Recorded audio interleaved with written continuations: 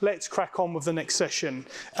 This is increasing digital audiences, and to kick us off with the very first session here, I promised him I would not butcher his name. I am about to butcher his name, just as a caveat. This is the rebirth of media's virtuous circle. Please welcome Stéphane Coruble.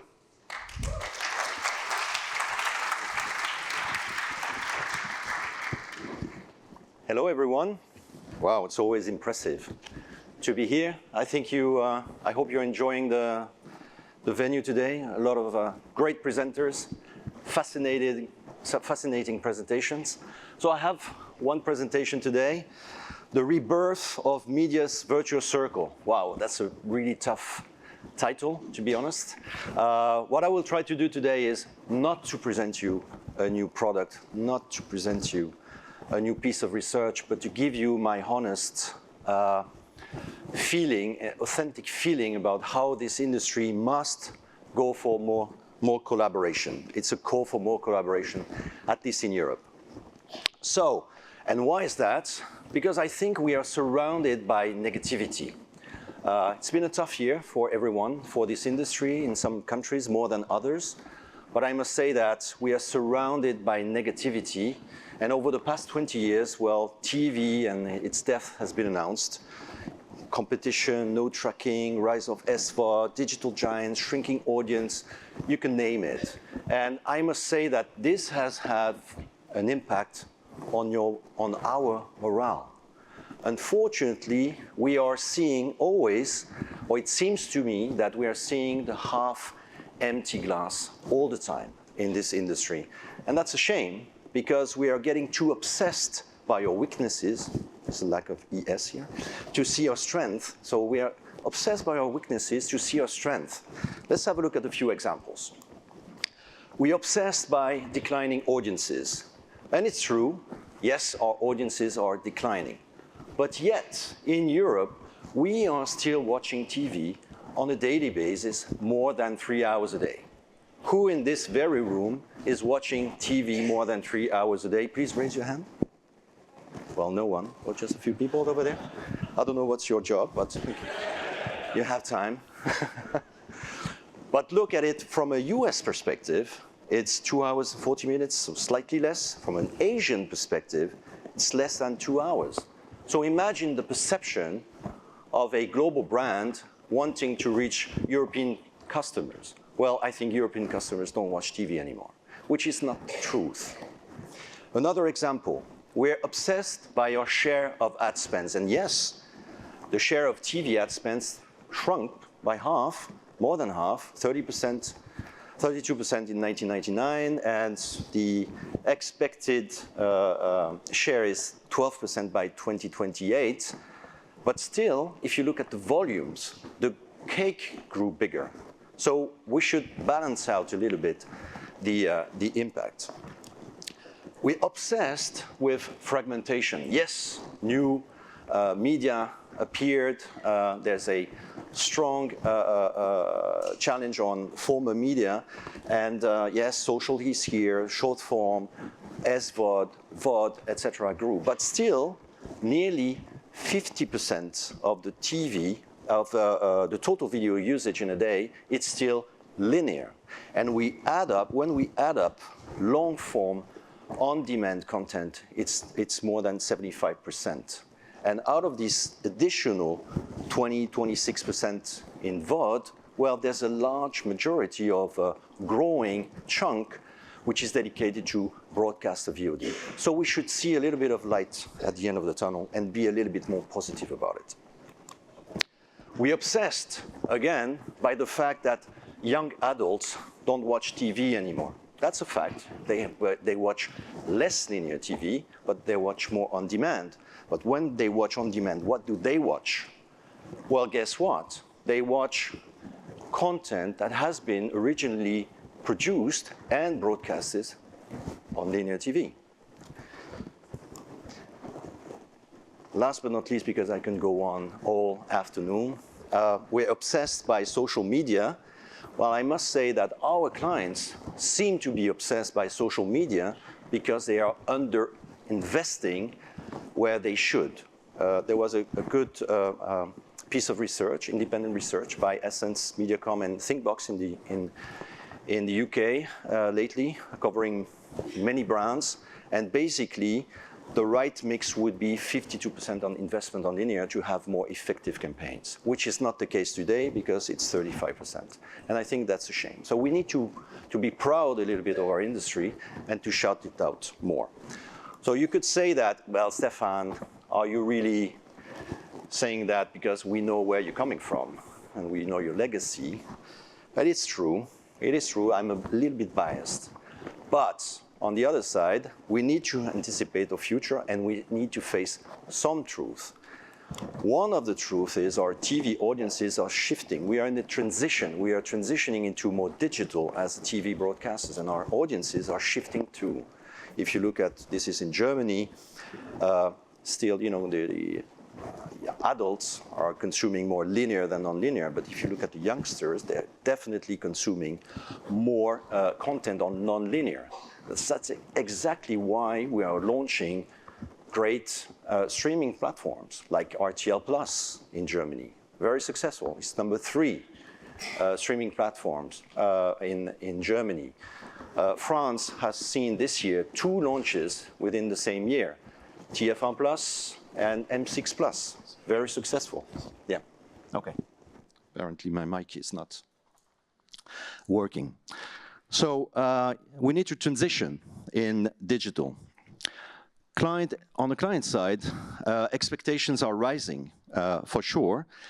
And we believe that we need to be more client-centric. I think James mentioned it this morning from Comcast. We need to be more client-centric in our approach. And we need to learn the language of our clients a little bit more. And our clients are two-sided, I would say. You have the agencies on the side, and we have the advertisers on the other side. And we need to learn the language of the CMO, but we also need to learn the language of the CFO and the CEO, which might be a little bit different. And this is what we need to listen more in order to bring more ad quality, more brand safety, more personalization, more simplicity. This is what they want. And the trends are quite clear. You know, again, Group M, in their estimates for 2028, show the way. I would say moderate growth in TV that we need to protect as an advertising sales house. And definitely where we need to boost is the digital part, which will have more dynamic in the coming years. So, we believe at RTL AdAlliance we need to have more collaboration in Europe. We've been trying in our group to consolidate in markets. We face some struggles and some hurdles from the competition authorities in France, in Germany, still in Holland, unfortunately, to consolidate markets. But I believe we can go international, and internationally I think the game is different, and we need to collaborate a lot more together. I don't know if you know that cartoon. It's called Asterix and Obelix. You know, I spent a chunk of my career in Belgium, and these are Belgian cartoonists. And it feels to me that the broadcasters industry is like this little village of that you see up there, this little village surrounded by international opportunities, platforms, alliances, marketplaces, global platforms, ad tech companies. And it's really, really difficult because it creates a lot of complexity for advertisers to find their way towards their customers. It creates also a lot of fragmentations for local publishers to survive in this world, which is becoming a little village, as a matter of fact. And I think it's time to bury the hatchet. I didn't know that expression. Let's bury the hatchet and move forward together because we are facing the same challenges. What I can tell you in this industry, I still see a lot of ego, unfortunately, that prevents us to come together and find solutions together. And this is what we should be all focusing on for the next years to come. Otherwise, I think others will continue to eat our lunch. So, what do we think at RTL AdAlliance? So, how do we collaborate better together? we have this secret recipe around three, I would say, main topics. It's about simplification. We need to create alliances. We need to create more tech collaboration to reduce the hurdles to reach our inventory. I think we need to keep on working with strong brands. We have strong brands, but maybe we can enlarge a little bit the pond with other strong brands that look like us. And far and foremost, we need to continue to build trust, because I think this industry lacks a little bit of trust, and we need to rebuild also a little bit of our brand equity. We are in the marketing business. We need to defend our business. We need to build our own brand versus our competitors. It's very, very important. So, just a few examples, and I still have 4 minutes. This is not a sales pitch, believe me. But this is a great video marketplace that we have launched a few years ago, going pretty well. We have a lot of partners also in this very room, maybe 30%, 50% of each big market in Europe, consisting of legacy broadcasters, some connected TV players, some premium publishers in each and every country. But is this enough to respond to the advertisers' need, to our clients' needs? No, we need to enlarge this, and we are very happy to work with others. So please join us. We can sit down together, we can have a conversation. Is it about sales discussions, is it tech discussion, whatever, but let's take the time to sit down together. Because I believe we need to have scale, and at the same time, on the right-hand side, we need to come with more standardized products around and across Europe and across countries. This is what we are trying to do over the past few years. We launched the Smart Audiences, which is basically you want to buy an audience segments across multiple countries. Yes, it's not state-of-the-art, but it's like a translator. We are getting the audiences from the different countries, what is available, and we try to map it out around one single segment across Europe. This is, I think, those type of products that are standardized and easy to understand for a client. The second is media collection. What do we call? Well, can we package different sets of inventory, premium inventory, I must say, to allow, I don't know, a client to buy, oh, I would like to have and to buy the best of broadcast award in 5 countries. Can I do that in one single press of a button? Yes, you can. This is what this marketplace is all about. And then finally, it's about reducing the friction, reducing the tech tax as well. And we have ways to do that.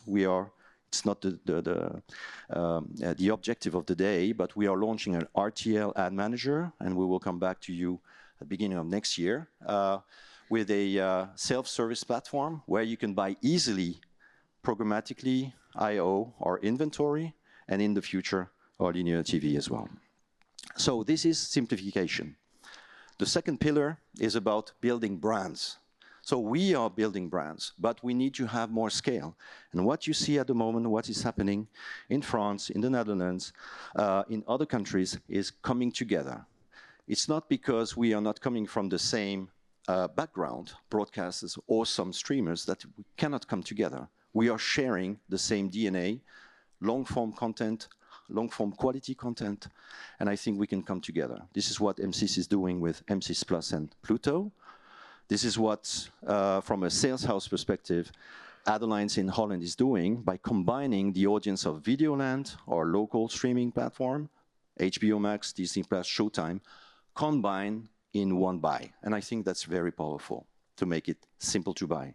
It's not only at RTL, Canal Plus is doing it with Max in France, as an example. Last but not least, I have 1 minute to go and will be my last point, is trust. We need to come back to the sense of purpose of why we are getting up every morning in our industry. We need to fuel this big virtual circle where we need the money from the advertisers, from the agencies to fuel our content productions, to fuel us in defending free journalism, freedom of speech, democracy, in order to provide bigger audience and in order to provide outcome for our clients. So this big virtual circle is we need to continue to fuel it. We have developed a film that I want to show you for the 50 years of ECTA just a few months ago. And I think it clarifies a little bit the sense of purpose and the sense of trust we need to have and we need to foster in this industry. This is a story about Alex. Hi, Alex. Hey. He's a brand director. Nice suit, by the way. Thanks. Now, Alex was keen that his brand should grow. So he spoke to Sam, who works at a TV sales house, and showed Alex how to best reach many people and make them love the brand with a perfect TV campaign. So that's exactly what they did. Wait, was that a singing cat? That's right. The campaign featured a singing cat, and people loved it, shared it, talked about it, memed it. In fact, Alex's campaign was shown next to premium programs, so its power was multiplied. Now other brands saw Alex's success, and they decided that they too would like to make a big splash on TV, which meant even more great ads. And when TV channels have more great ads, they can make more great television, engaging entertainment, and documentaries, great sports, trusted news. One big virtuous circle with brilliant brands and ace TV sales houses and premium content and people like you and Alex and Sam. Oh, and not to forget, of course,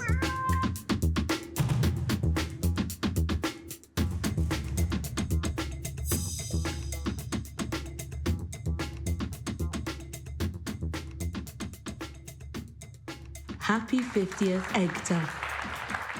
So thank you for that. Maybe one last point. You know, as I was saying, we are in the marketing industry. We need to invest in our industry. This is what we've been trying to do for the last 5-6 years. Cannes Lions, RTL, Beach, the only broadcaster present on the beach amongst Google, Spotify, Meta, Instagram, whoever. I don't know how long we're going to be able to do that. It costs a fortune, you can imagine. We're very happy to welcome you guys to help us to defend our industry. So let's talk, let's collaborate more. Thank you.